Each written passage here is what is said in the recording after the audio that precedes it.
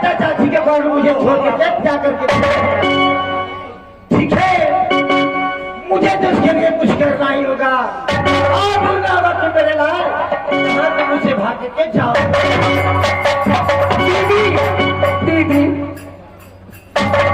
मैं आपको जाते जाते मैं ये कहना चाहती हूँ, क्या कहना चाहती? बात को ना यदि पतिदेव हमारे गलती किए वो गलती की सजा मुझे दी। रामीला जी आप घर में बैठिए।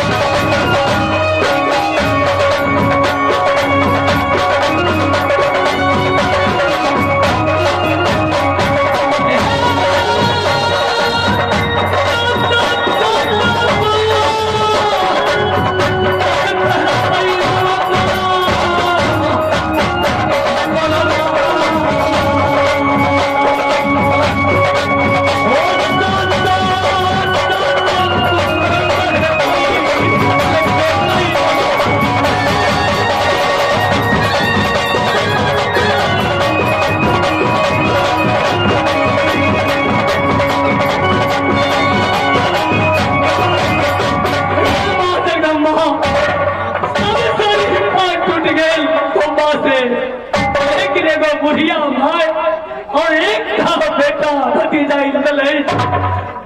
पर पूरे विश्वास है कि वो हमर जरूर चाचा कर गए।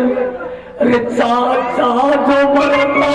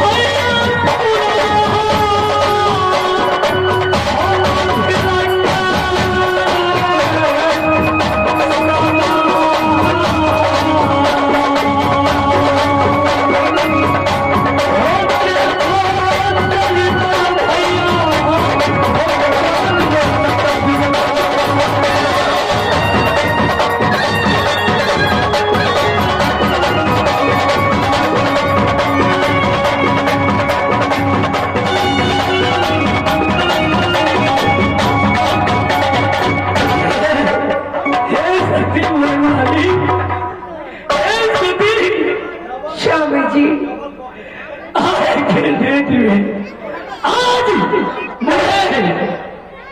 7 दिन हो चुका है, लेकिन मोहब्बत से निकलते हुए स्वामीनारायण न कहीं पानी मिल रहा है, न कहीं दवा मिल रहा है। स्वामीनारायण ये सदकी की समाज हमें फॉलो करके ताना मारेगा। क्या ये क्या छतरी का अपमान होगा। स्वामीनारायण मैं यहाँ कार्य मैं आपको कहती हूँ यदि आपको भूख लगे तो मैं जरूर जाऊंगी। मैं समाज से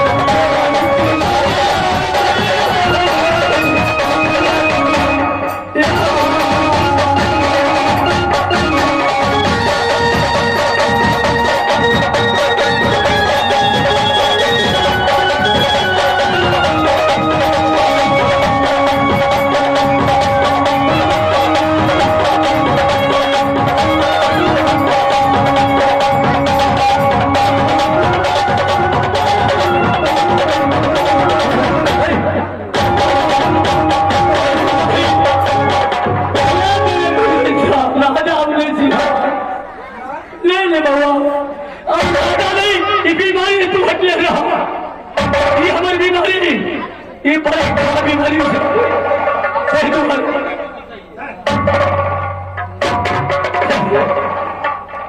राजा साहब जिनके बाद हम आहाँ के नमक खेले आज से हम हट के खेलो मंत्री तू जाए जैसे मोहब्बा में मोहल्ले के देखभाल करी एकदम हमारे बेटा आई नहीं राजा साहब हमारा बाल बच्चा के परिवार के हमारा सारा थी हमारा खराब मॉडल के जा मुझे चल जा